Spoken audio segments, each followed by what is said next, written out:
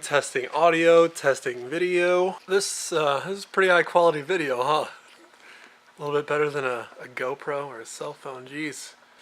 Alright, so I guess we'll give it a shot.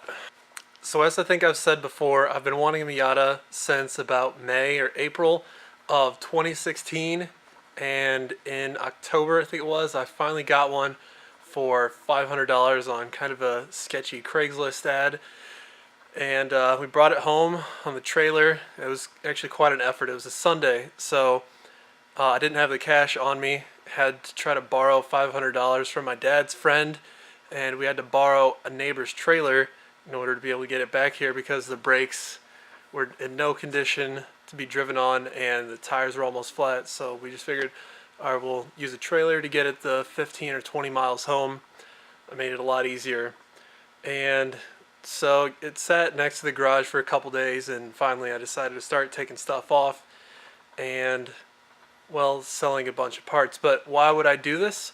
It's because on the Everyday Driver Car Debate podcast, I heard about an interesting thing you could do with Miatas, and that was turn them into exoset Miatas. So having piqued my interest in Miatas, I decided to go look up what this was, and I was pretty quickly interested in building one of these, considering the price and how much performance you could gain with the loss in weight. So I was looking at prices and I thought, I don't know if I really want to spend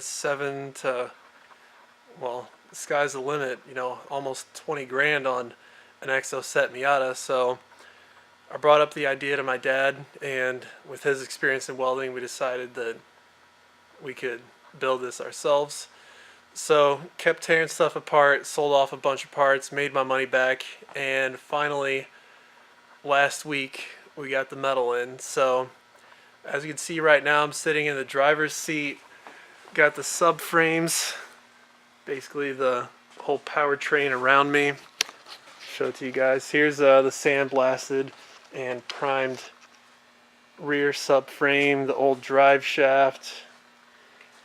Up here, front subframe with relocated motor mounts. So you can imagine what we're doing there, trying to keep the weight back about 8.5 inches. And then here's a pipe that we started to bend, but with our Harbor Freight pipe bender, we weren't too happy with the bends, so we're gonna have to try to find something else that's gonna work better. That inner radius is just not ideal.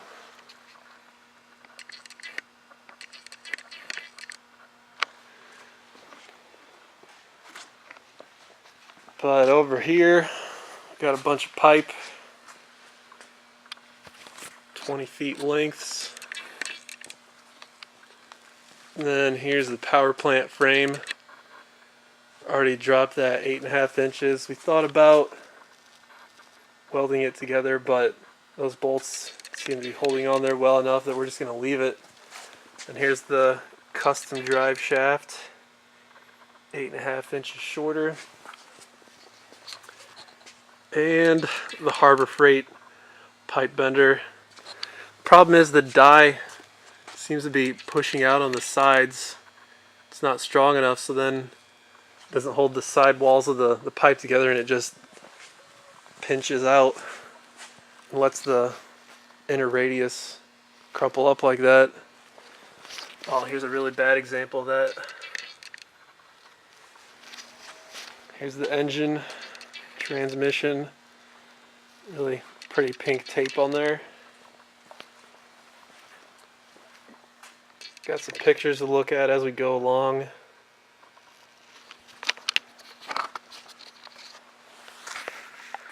But yeah, so far it's been a lot of fun. I mean, tearing a car apart, I mean, it's easy, and being destructive, that's what every guy likes to do, just tear things apart. But yeah, hopefully we can get a pipe bender figured out here within the next week or so. Sunday is basically my only availability to work on this, so hopefully we get it figured out by then. But yeah, I think this should be a great way to get into a cheap autocross / track car. And I mean, with the open tube frame like that, it should be pretty easy to work on. And if I want to swap out the differential for limited slip as opposed to the open one it has right now, that should be pretty easy. And you know, adding some forced induction. I think I'm going to go with a small turbo on this guy. But so far it's been a lot of fun. Can't wait to see how much more progress we get done soon. Thanks for watching.